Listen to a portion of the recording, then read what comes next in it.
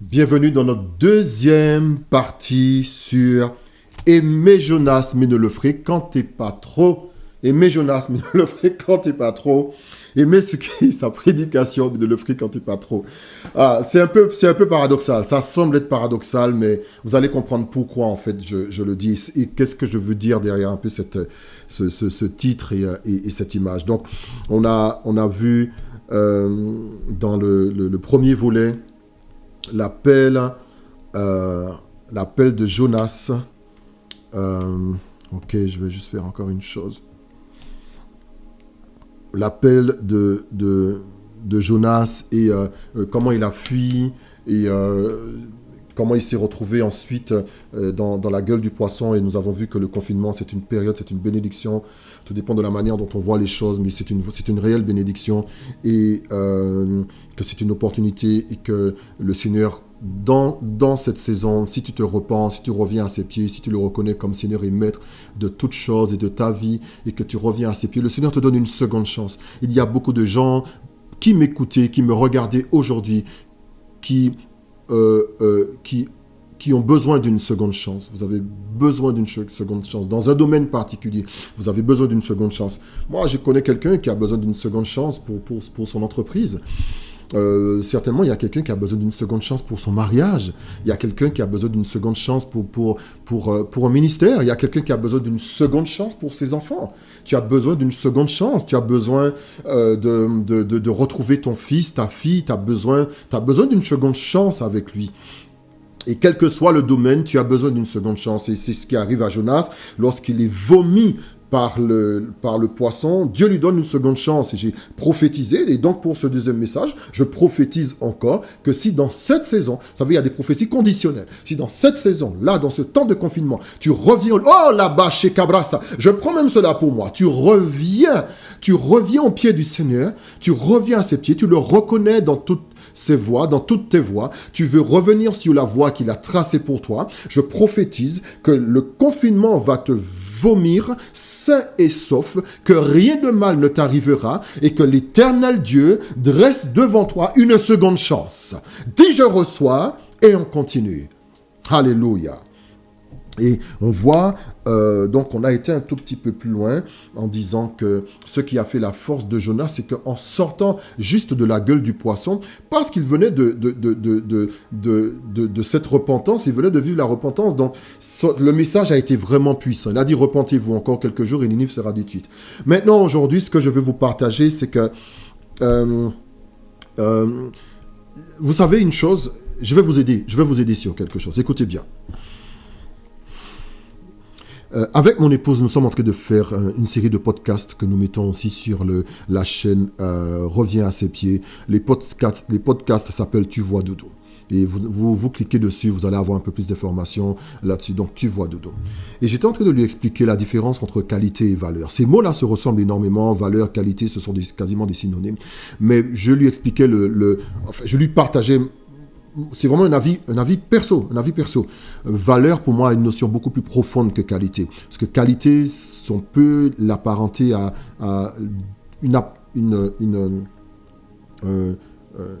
comment dire ça ? Réalisation extérieure, réalisation physique. Quelqu'un qui cuisine bien, c'est une qualité. Quelqu'un qui joue bien de la musique, c'est une qualité. Les qualités sont facilement visibles, mais les valeurs intérieures, pour moi, les valeurs, sont intérieures. Les vraies valeurs sont à l'intérieur. Une personne ne doit pas être jugée sur ce qu'elle fait, mais sur qui elle est vraiment.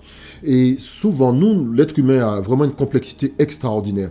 Une personne peut aujourd'hui avoir un message vibrant, mais c'est parce qu'elle vient... parfois, vous savez, il y a des gens qui ont des attitudes étranges. Une personne qui vient de commettre un péché, elle a commis le péché ce matin, et dans une demi-heure, elle aura le plus beau discours sur Dieu. Elle aura le plus beau discours sur Dieu. Vous n'avez jamais vu quelqu'un qui... juste après avoir commis l'adultère, vient vous demander à prier. Mais pendant tout le temps où elle commettait elle était dans la préparation de son adultère, elle n'a jamais demandé à prier. Mais lorsqu'elle a commis l'adultère, elle vient, elle vous cherche. Pasteur, est-ce qu'on peut prier ensemble? Ou des gens, lorsqu'ils sont au fond du gouffre parce qu'ils viennent d'engloutir une bouteille de whisky, à ce moment-là, ils vous appellent. Pasteur, j'aurais aimé qu'on prie ensemble. Vous savez, il y a des choses dans la nature humaine qui sont vraiment étranges. Et on voit ça avec Jonas. Je vais vous le montrer. Jonas, il sort de la gueule du poisson, il est vomi par Dieu. Parce qu'il s'est repenti. Quand il sort, le message est puissant. Parce qu'il vient de se repentir. Dieu lui a donné une deuxième chance. Donc il sort, il est puissant. Le message est puissant. Mais on va voir en fait qu'en interne, Jonas n'a aucune compassion. Aucune compassion. Et pourtant, non, je vais vous dire cela à la fin. Il y a une cerise sur le gâteau avec Jonas. Il est extraordinaire.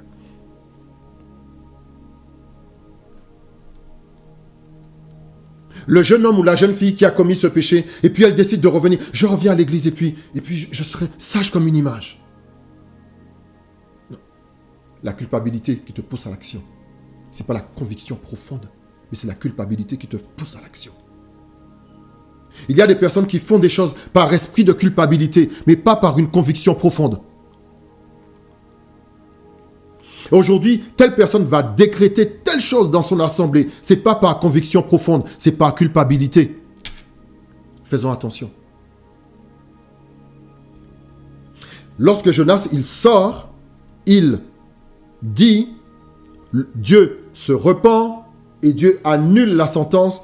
Et maintenant, Jonas, la Bible dit, verset 4, cela déplut fort à Jonas. Jonas n'était pas content que Dieu annule la sentence. Et aujourd'hui, sur Facebook, sur YouTube, il y a une série de prophètes de malheur. Ils aiment ça. Tout ce qui les intéresse, c'est de dire, Dieu va te détruire. Dieu va vous détruire. C'est la punition de Dieu. Dieu va vous détruire. Dieu va vous détruire. C'est la punition de Dieu. Je l'avais dit. Ouais. Et c'est ça que je veux vous dire quand je parle de aimer la prédication de Jonas dans le sens où, quand il parle de repentance, oui, il faut se repentir. C'est vrai, il faut se repentir. Ça, c'est vrai, il faut se repentir. Mais dans le cœur de Jonas, il n'y a jamais eu de compassion.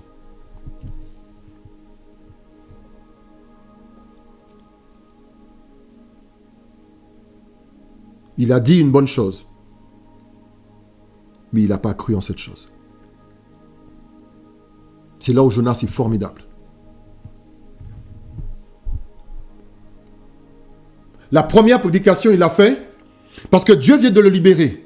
Dieu lui a donné une seconde chance. Donc il va et il dit, encore 40 jours. Mais entre le premier jour où il sort, il fait la prédication, et le 40e jour, sa vraie nature est revenue. Je parle à des pasteurs. Pasteur, ça ne t'est jamais arrivé d'avoir une personne qui vient dans ton église et qui te promet, oh je te promets, pasteur, moi, pasteur, samedi je suis là, on chante, non je suis dans la louange, parce que tu lui as parlé, il a fait une bêtise, il a fait une bêtise avec une chantre, il a fait quelque chose qu'il ne fallait pas faire, ou cette chantre qui a fait une bêtise avec le batteur, elle a fait quelque chose qu'il ne fallait pas faire, et tu les as repris, et la chantre te dit, écoute pasteur, samedi je suis là, je chante, et elle vient et elle chante, et elle chante à tue-tête. Oh, yeah, all right. 40 jours plus tard, où est-elle? Elle n'est pas là. Pourquoi? Parce que la première fois, elle est venue te le dire. Culpabilité ou la joie éphémère. La joie éphémère. Je suis libéré. Délivré. Je ne pécherai plus jamais. Libéré. Délivré. Monde, me voilà. All right. 40 jours plus tard, elle n'est plus là. Et 40 jours plus tard, la vraie nature se révèle. Parce que le prophète qui a annoncé, Dieu va vous détruire, vous allez voir. Fuyez ces gens. Dieu Dieu m'a montré qu'il va détruire la terre. Dieu m'a montré, c'est la fin du monde. Dieu m'a montré, un ange est venu, l'épée va couper en deux, il va faire ceci, enfin, toutes sortes de rêves et de visions. Mais vous verrez que ces personnes parlent sans miséricorde. Ces personnes annoncent le jugement de Dieu sans miséricorde. Le premier tri que tu devras faire dans cette saison, il faut que tu profites de cette saison pour faire le tri de ceux et de celles que tu écoutes. Il y a des médias qui annoncent que des décès. Regarde, que des décès, que des décès, que des décès. Vous savez pourquoi? Ils se nourrissent de votre peur.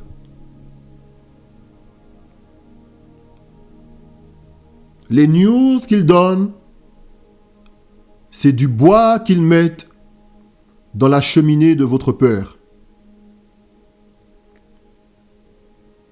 Dans le brasier de votre peur.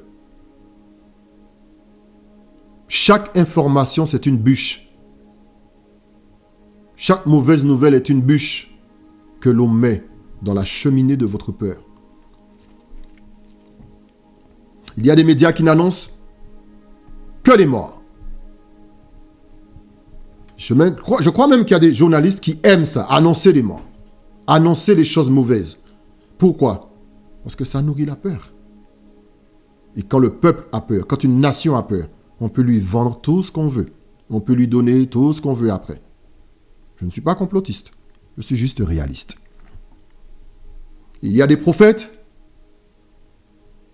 qui ne véhiculent que la peur. Mais ils croient ainsi être des vrais prophètes de Dieu. Mais laissez-moi vous dire une chose. Un homme qui annonce, peu importe la teneur de cette annonce, s'il n'y a pas de miséricorde, je ne fréquenterai pas ce prophète. D'autant plus que nous ne sommes plus à l'Ancien Testament, mais nous sommes dans le Nouveau Testament. Et que celui par lequel nous sommes sauvés, il est miséricorde. Fuyez ces chaînes et ces plateformes où en permanence, on juge et on critique les autres. Et on se plaît dans la chute des autres. Et on se plaît à juger la vie des autres.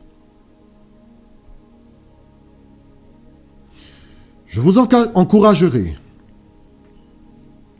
à laisser ces réseaux et à laisser ces chaînes qui prennent plaisir à annoncer la destruction et la chute. Fuyez. Parce que Jonas, il dit à Dieu la vérité. La raison pour laquelle j'ai fui, c'est parce que je sais que tu es un Dieu compatissant et miséricordieux, lent à la colère et riche en bonté, et qui te repent du mal. Et il va loin en disant, Seigneur, prends-moi, tue-moi plutôt. Lui, ce qu'il voulait, il voulait annoncer la destruction de Ninive et il voulait voir Ninive détruite. Prophète,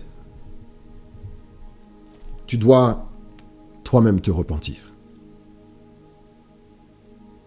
Si tu t'es retrouvé à être dans une forme de sadisme spirituel. Vous savez, j'ai eu à exercer un certain métier à un moment de ma vie.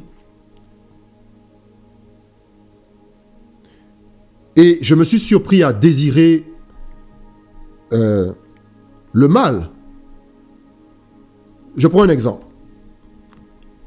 Un sapeur-pompier. Sa mission, c'est de sauver des vies. qui ont été détruites ou heurtées au travers des accidents. Mais est-ce que vous savez que quand un pompier, dans une caserne, dans une journée, 2 journées, 3 journées, il n'a ni incendie, ni incident, ni accident, il s'ennuie. Et vous pouvez entendre un pompier dire, il n'y a pas un accident, il n'y a pas un... Vous voyez un peu ce que je veux dire? C'est ça. On ne se rend pas compte, mais c'est une déformation professionnelle. Bien spirituellement, il y a des personnes qui se plaisent dans les mauvaises nouvelles. Ah, Dieu m'avait dit. Dieu m'avait dit, il parle de destruction. Dieu m'avait dit, il parle de chute. Dieu m'avait dit, il parle d'abandon. Il ne parle que de ça. Mais il n'y a aucune compassion et miséricorde dans leur cœur. Je vais aller plus loin. Je ne suis pas en train de dire qu'il ne faut pas annoncer, si Dieu dit « repens-toi » ou sinon, je ne sais pas, tout sera détruit, par exemple à Ninive. Il faut le dire. Mais dans ton cœur, tu dois avoir compassion pour l'humanité. Et aujourd'hui, l'Église se retrouve confinée et enfermée. Et il y a des personnes qui se plaisent et qui se gargarisent à dire le nombre de visions qu'ils ont eues, le nombre de choses qu'ils ont vues de la part de Dieu, mais avec aucune compassion pour ce qui se passe à l'extérieur, aucune compassion pour les personnes qui sont en train de mourir, parce que nous sommes à l'intérieur sauvés, protégés, guéris, bénis. On pense que nous avons notre place au ciel, mais fais attention à toi, parce que tu ressembles à Jonas. Tu ne te rends pas compte de cela, mais tu es en train de ressembler à Jonas. Pourquoi? Parce que toi tu es sauvé, parce que toi tu es guéri, parce que toi tu es béni. Et qu'en est-il des personnes qui sont à l'extérieur, qui ne connaissent pas Jésus? Ne voudrais-tu pas aussi qu'ils connaissent le Jésus que toi tu connais? Nous sommes devenus insensibles. Professons, libérons, soi-disant puissance. Quelle puissance as-tu s'il n'y a pas de miséricorde? Jésus, notre Sauveur et Seigneur, n'a accompli aucun miracle sans compassion. Tout ce qu'il a fait par compassion. Il regarde la foule et il fut ému de compassion et il leur donne à manger. Il arrive devant les morts, il est ému de compassion et il les ressuscite. La raison pour laquelle il n'y a aucun mort qui ressuscite dans nos églises et il n'y a aucun véritable miracle, il n'y a aucune véritable puissance, c'est parce que nous n'avons aucune compassion et aucune miséricorde.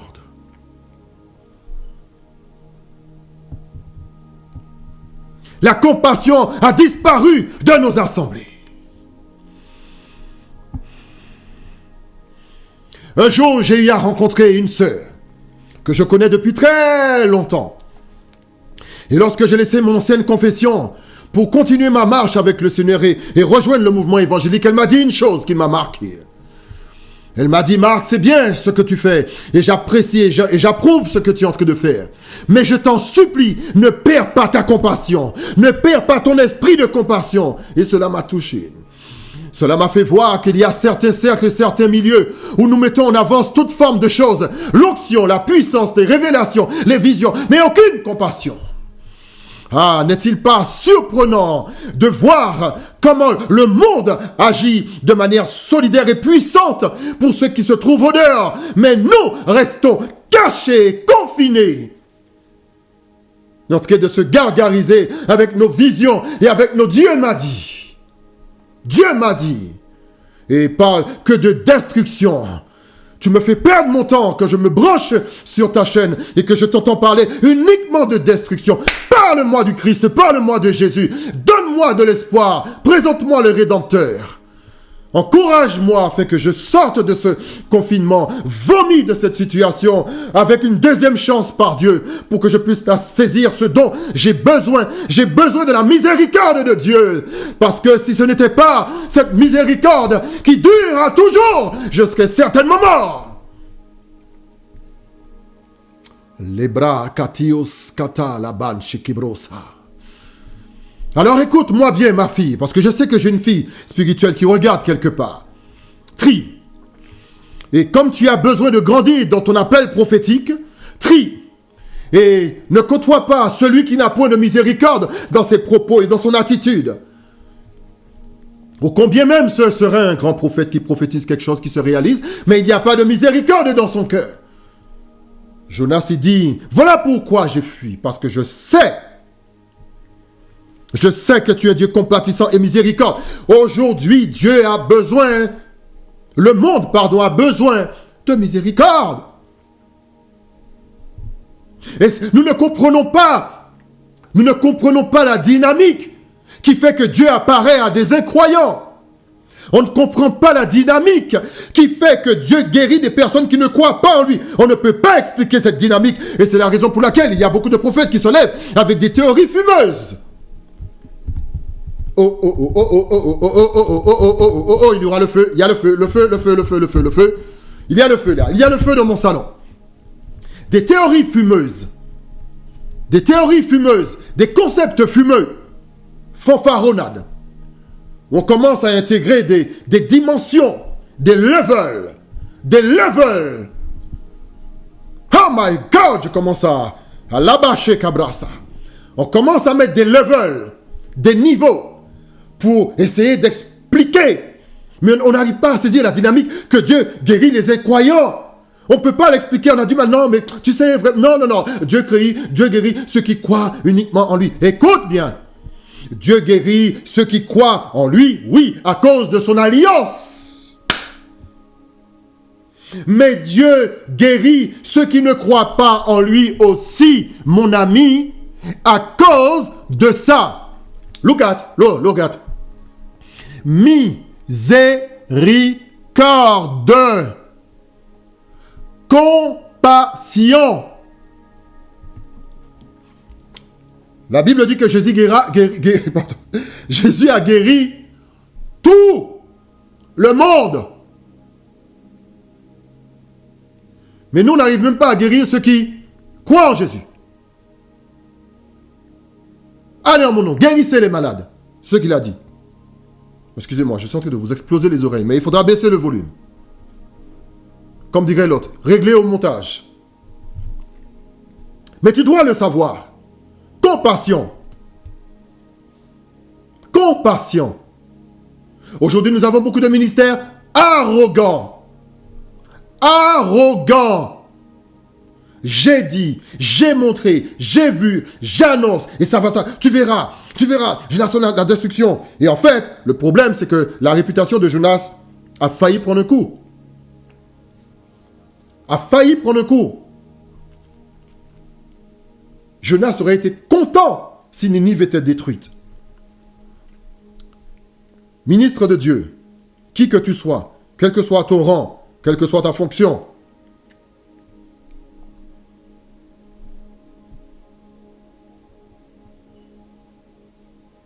alright, ok, j'espère que ça continue. Quel que soit ton rang et quelle que soit ta fonction, tu dois te repentir. Ok, touche l'écran juste. Touche l'écran, voilà. Ça tourne toujours? Ok, super. C'est le live, c'est le direct, c'est à la maison. Tu dois te repentir et revenir avec ton cœur. Dis ok Seigneur. Et qu'il faut qu'on voit les choses. Je n'ai plus de compassion pour le peuple. Je n'ai pas de compassion. Tu veux voir des miracles? Compassion. Tu veux voir des miracles vraiment dans ton ministère? Compassion. Tu veux voir ton ministère pastoral fleurir, grandir? Compassion. Tu veux voir les malades guéris? Compassion. Prophetic ministry? Compassion. Jonas, son message était beau.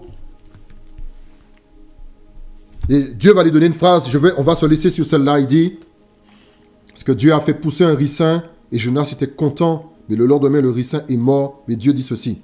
Tu as pitié du ricin qui ne t'a coûté aucune peine et que tu n'as pas fait croître, qui est né dans une nuit et qui a péri dans une nuit. Et moi, je n'aurai pas pitié de Ninive? Hey, tu as pitié de tes enfants, non? Et Dieu n'aurait pas pitié de ses enfants? Tu as pitié de ceux qui...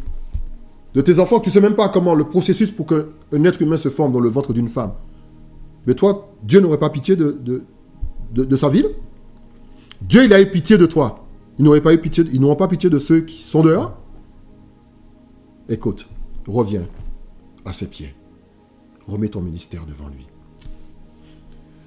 Si tu dois fermer, ferme. Si tu dois fermer ton assemblée locale, ferme. Si tu dois fermer ta chaîne, ferme. Si tu dois prendre un retrait, prends le retrait.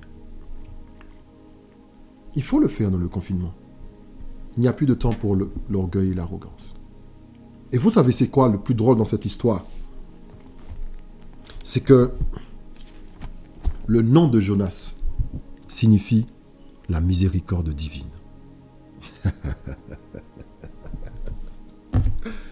Le nom de Jonas signifie la miséricorde divine. Ça veut dire que Jonas était de fait de nature appelé à exercer la miséricorde divine. Nous sommes appelés à exercer la miséricorde divine. Fuyez les prophètes de malheur, les discours de malheur qui se plaisent à annoncer uniquement la destruction, qui n'ont comme seul plaisir de révéler ce que Dieu leur a montré. Et tout ce qui les intéresse, en fait, c'est de voir l'accomplissement de ce que Dieu leur a montré pour que